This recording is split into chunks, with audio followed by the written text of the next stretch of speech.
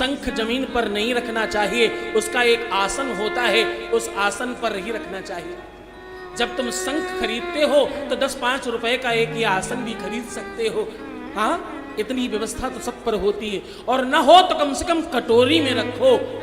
और शंख को दूसरी गलती शंख के लिए क्या करते हैं, दूसरी गलती शंख के लिए ये है कि शंख को उल्टा रखते हैं अपने घर में। क्या? ये वाला जो मुख है ना, इसको पलट कर रखते हैं। 99% घरों में ये शंख ऐसे उल्टा रखा होता है। ऐसा रखने से लक्ष्मी का नाश होता है और आपके घर में दरिद्रता का वास होता है। शंख का ये मुख हमेशा ऊपर होना चाहिए। और मेरी तरह जैसे मैंने जल भर रखा था, अभी गिराया, ऐसे इसमें जलपात्र भरकर जल भर कर रखना चाहिए। संभव हो सके तो आसन पर, ये जो आसन दिखता है ना, इसके 3 पैर होते हैं। ये आयुध है, इसका कारण है 3 पैर होने का। अनावश्यक कुछ नहीं होता। इसके पीछे विज्ञान है, इसके पीछे अनुष्ठानिक व्यवस्था है और उसकी पद्धति है।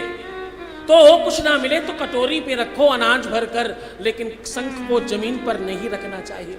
और शंख का ये मुख ऊपर की ओर होना चाहिए, इस बात पर ज्यादा ध्यान रखिए। शंख का ये मुख ऊपर की ओर होना चाहिए। शंख का मुख ऊर्ध्वमुखी होना चाहिए। क्यों? क्योंकि ये ऐसा आयुध है, ऐसी कृपा पात्र व्यवस्था है तुम्हारे लिए। ये लक्ष्मी का भाई है, भूल मत जाना। कौन है ये? जरा जोर से बोलो, कौन है ये? ये लक्ष्मी जी का भाई है, माता लक्ष्मी का भ्राता है, उनका अनुज है ये। इसका अनादर अच्छा नहीं है। और दूसरा, इसकी भक्ति में इतना प्रगाढ़ता है कि इसकी आवाज से परमात्मा आ जाता है। आवाहन में, आरती में, पूजा में शंखनाद किया जाता है ताकि परमात्मा पधारे। परमात्मा को बुलाने के लिए, लाने के लिए शंखनाद करते।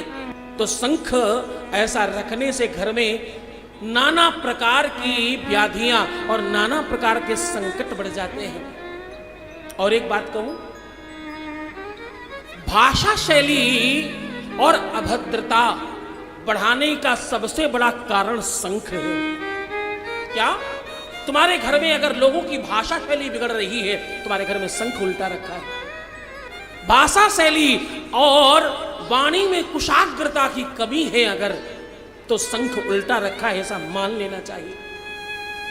और एक बात कहूं, रात्रि में शंख में जल भरकर रखा करो, कपड़े से ढककर। सुबह उठकर अपने बच्चों को, अपने शिशुओं को, अपने पाल्य को, अपने राजदुलारों को, अपनी सुकुमारियों को, अपनी बेटियों को, अपनी प्यारी बच्चियों को उसे पिलाया कीजिए। इससे क्या होगा?